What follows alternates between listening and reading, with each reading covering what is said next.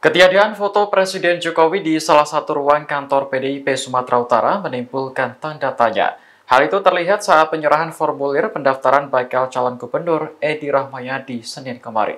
Dalam ruangan tersebut terpampang backdrop bertuliskan rapat koordinasi persiapan Rakernas, Pilgubsu dan Pilkada tahun 2024. Sementara di atasnya hanya terdapat lambang burung Garuda dan foto Wakil Presiden Ma'ruf Amin. Padahal biasanya foto presiden dan wakil presiden selalu dipasang berdampingan. Menanggapi hal ini, Wakil DPD PDIP Sumatera Utara, Aswan Jaya, memberikan klarifikasi. Ia menegaskan tidak adanya foto Jokowi dalam ruangan tersebut tidak berkaitan dengan politik. Aswan menyebut foto presiden tersenggol saat pemasangan backdrop hingga akhirnya terjatuh. Pihaknya juga belum sempat memasang foto itu kembali ke posisi semula. Aswan menegaskan foto Presiden Jokowi juga masih terpasang di ruangan yang lain. Jika nanti Prabowo juga telah dilantik menjadi presiden, pihaknya juga akan memasang foto Prabowo di dinding sebagaimana mestinya. Yang mendapatkan amanah konstitusi dari sebuah proses pilpres itu berada di dalam kabinet. Yang tidak mendapatkan amanah berada di luar kabinet. Itu pakem itu saya katakan dari dulu. Jadi saya merasa pakem itu baiknya dihormati. Dan saya berencana menghormati pakem itu. Mantan calon presiden Anies Baswedan menyatakan rencananya untuk berada di luar pemerintahan sama seperti Ganjar Pranowo. Menurutnya, politik memiliki pakem bahwa yang kalah dalam pilpres semestinya berada di luar pemerintahan. Hal itu disampaikan Anies di kediamannya kawasan Lebak Bulus, Jakarta Selatan pada Selasa 7 Mei. Ia merasa pakem dalam berpolitik perlu dihormati dan juga diterapkan. Meski begitu, Anies menyatakan bahwa posisi politiknya berbeda dengan Ganjar. Sebab Ganjar merupakan kader PDIP, sementara dirinya bukan bagian dari partai manapun. Sebelumnya, Ganjar telah lebih dulu menyatakan tidak akan masuk dalam pemerintahan ke depan. Sekjen PDIP Hasto Kristianto menilai keputusan yang diambil Ganjar merupakan representasi sikap partai banteng. Saya kan sudah sampaikan dulu bahwa saya tidak akan mendahului soal bergabung dan tidak, karena dari mana kita tahu, tapi bahwa saya ini bukan berada di dalam partai politik. Kalau Pak Ganjar kan memang berada di partai politik, nanti garis partainya apa? Kalau saya warga negara, dan saya selalu mengatakan saya tetap berada di dalam jalur perubahan. Karena kalau bilang saya mau ikut, diundang aja tidak. Mau bilang tidak, diundang aja belum. Jawabnya apa? Betul nggak? Siapa mau ngajak? Jadi kalau saya bilang saya nggak mau ikut, memang diajak. Terus dia bilang nggak mau ikut, memang kapan ngajaknya? Enggak kan? Nah, jadi saya katakan, tapi pakemnya nih, yang mendapatkan amanah konstitusi dari sebuah proses pilpres itu berada di dalam kabinet. Yang tidak mendapatkan amanah berada di luar kabinet. Itu pakem itu saya katakan dari dulu. Jadi saya merasa pakem itu baiknya dihormati. Dan saya berencana menghormati pakem itu. Foto di mana ini? Oh, di situ ini ya. AI. Siap. Oke. Sejumlah warga mendatangi kediaman Anies Baswedan di kawasan Lebak Bulus, Jakarta Selatan pada Selasa 7 Mei 2024. Selain untuk mengucapkan selamat ulang tahun, mereka juga meminta Anies untuk maju dalam Pilgub DKI Jakarta. Anies mengaku permintaan semacam ini juga datang pada hari-hari sebelumnya.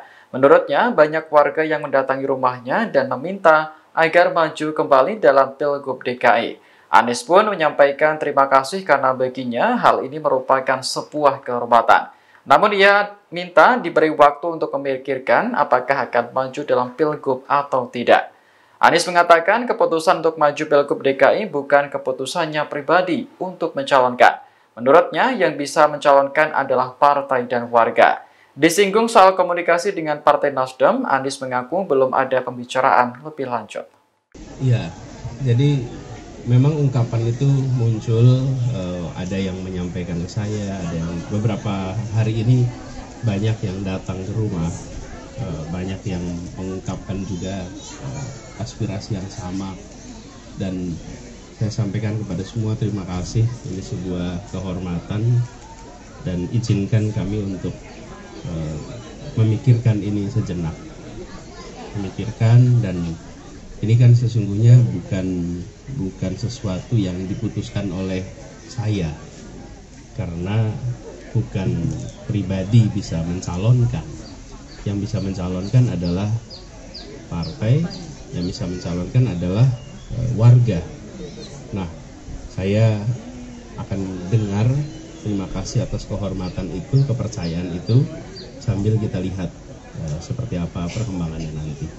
Terakhir kali Nasdem mengatakan kan Pak Anies, Pak Surya sudah menerima omongan ini. Betul. Sampai hari ini apakah sudah ada pertemuan lanjutan dengan Pak Surya? Belum ada pertemuan, ya, artinya pertemuan ada, tapi belum ada pembicaraan lebih jauh. Memang sudah diungkapkan, makanya kita lihat kan untuk itu diperlukan beberapa ya, tidak bisa hanya satu. Jadi kita tunggu, toh masih pendaftaran kapan? Agustus. Sekarang bulan Mei. Pendaftaran Agustus, sekarang bulan Mei. Jadi masih ada waktu, bukan? Oh, saya tidak berencana daftaran. Oh. Ini kan bukan, makanya saya katakan tadi, ini bukan soal mendaftar. Saya sekarang sedang memikirkan apa area kontribusi yang bisa saya lakukan, dan kita mempertimbangkan semua, termasuk apa yang diungkapkan oleh teman-teman. Karena saya mendengar juga teman-teman di RT RW yang mengungkapkan, kemudian ada juga warga yang saya ceritakan tadi. Tapi kita tunggu. Saya merasa lebih baik kita menunggu sebentar, memastikan bahwa pilkada besok juga itu berlangsung dengan jujur, adil, bebas intervensi.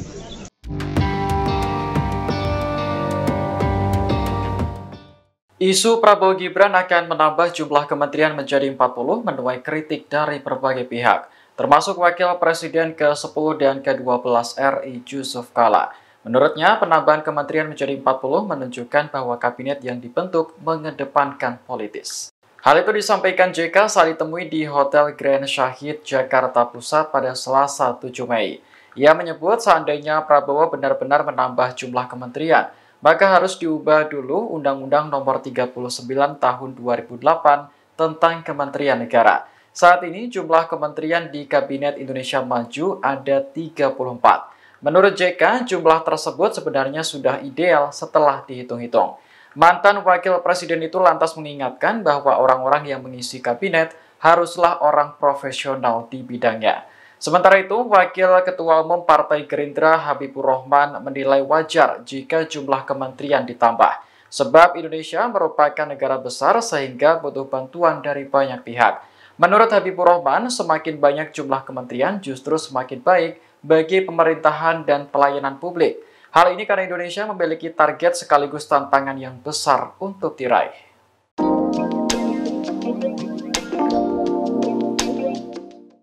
Tiga warga asal Gunung Kidul, daerah istimewa Yogyakarta, berjalan kaki menuju Jakarta untuk bertemu Presiden terpilih Prabowo Subianto.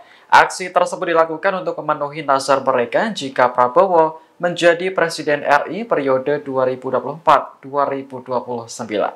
Dilansir Kompas.com, ketiga warga itu bernama Sumadiono, Suradi, dan Jumiran, yang masing-masing berusia 53 tahun. Mereka berangkat dari Padukuhan Banaran 5, Kabupaten Gunung Kidul pada Minggu 5 Mei. Saat ini ketiganya sudah sampai di Purworejo, Jawa Tengah. Sumadiono membenarkan bahwa perjalanannya itu merupakan nazar karena Prabowo menang Pilpres. Selain itu, anggota DPRD Gunung Kidul yang ia dukung, yakni Rinda Mustafa, juga menang pemilu. Rencananya, Sumadiono dan dua rekannya itu akan mengunjungi kediaman Prabowo di Kertanegara. Tak hanya sekedar memenuhi nazar, mereka juga akan menyampaikan aspirasi warga Gunung Kidul. Salah satunya meminta pembangunan jalan tol sampai di Gunung Kidul untuk mendongkrak ekonomi warga. Sumadiono menargetkan perjalanan menuju rumah Prabowo memerlukan waktu 24 hari lagi. Adapun jarak dari Gunung Kidul ke Jakarta diperkirakan mencapai 580 km. Download Tribun X sekarang. Menghadirkan lokal menjadi Indonesia.